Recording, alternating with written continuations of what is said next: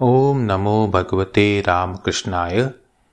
सार्थक परिपूर्ण जीवन के लिए महत्वपूर्ण सीख स्वामी जगदात्मानंद जी महाराज जी की महान पुस्तक जीने की कला से। अध्याय 1। छोड़ो चिंता दुश्चिंता को।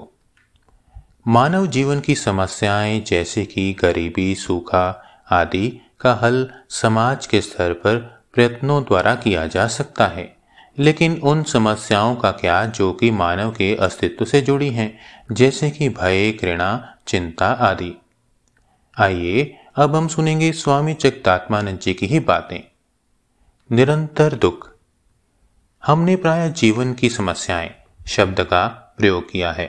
यह समस्याओं से हमारा अभिप्राय भोजन, वस्त्र तथा मकान के अभाव जैसी आर्थिक कठिनाइयों से नहीं है। वैसे भारत जैसे निर्धन देश में ये समस्याएं सर्वाधिक महत्वपूर्ण हैं।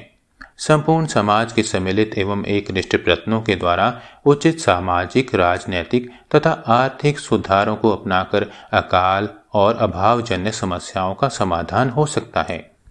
पश्चिम के कुछ राष्ट्र इन समस्याओं से सफलतापूर्वक निपट चुके हैं, पर जीवन की कुछ आधारभूत समस्याओं और गरीबी के बीच कोई सीधा संबंध नहीं है। इन संदर्भ में बताई समस्याएं हमारे अस्तित्व से जुड़ी हैं। उन्हें बाहरी या भौतिकवादी साधनों द्वारा हल नहीं किया जा सकता। ये अस्तित्व संबंधी समस्याएं दुख कहलाती हैं। एक गरीब व्यक्ति किसी धनी व्यक्ति की अपेक्षा अधिक प्रसन्न और संतुष्ट रह सकता है। यह तथ्य दर्शाता है कि हमारा दुख बोध अथवा हमारे सुख दुख हमारी भौतिक संपत्ति पर निर्भर नहीं है। किसी व्यक्ति द्वारा अनुभूत दुख की तीव्रता उसके अपने व्यक्तित्व पर निर्भर होती है। अस्तित्व संबंधी इन समस्याओं और अभाव के अर्थ में ही गौतम बुद्ध ने इस संसार को दुखमय बताया।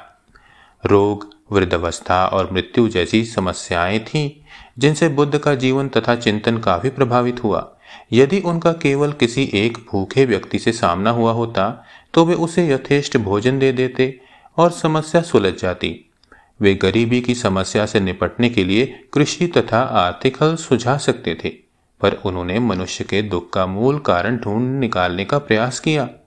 आप पूछ सकते हैं, सांसारिक साधनों की सहायता से हम मानव जीवन की इन आधारभूत समस्याओं को हल क्यों नहीं कर सकते?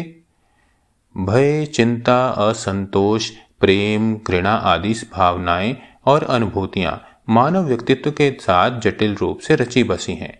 ये समस्याएं मानव के निजी अस्तित्व के साथ अविभाज्य रूप से जुड़ी हैं। बाह्य परिवेश, दूसरे लोग आदि हमारे दुख कष्ट के प्रमुख कारण नहीं हैं। इन सभी समस्याओं का मूल हमारी चेतना की गहराई में है। हमें केवल वहीं इनका समाधान ढूंढना है। हमें इन सभी समस्याओं का आध्यात्मिक हल खोजना है। इसका दूसरा कोई उपाय नहीं। कल हम चिंतन करेंगे सुख की मृगमरीचिका। ओम शांति शांति शांति। हरि ओम तत्सत। श्री राम कृष्ण अर्पणमस्तु।